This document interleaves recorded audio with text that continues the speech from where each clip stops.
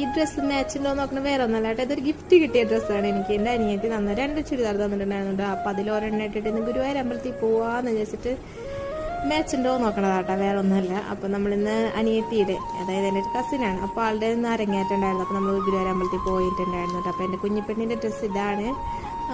പിന്നെ ഞാനും ആ ഡ്രസ്സ് തന്നെ ഇട്ടിട്ടുണ്ട് കേട്ടോ. നമ്മൾ ചെക്കന്മാരെ കൊണ്ടുപോയില്ല എന്ന് വെച്ചതായിരുന്നു. പിന്നെ നമ്മൾ സ്കൂളിൽ പോയി കൊണ്ടുവന്ന് അവരും കൊണ്ടുപോയിട്ടുണ്ടായിരുന്നു കേട്ടോ.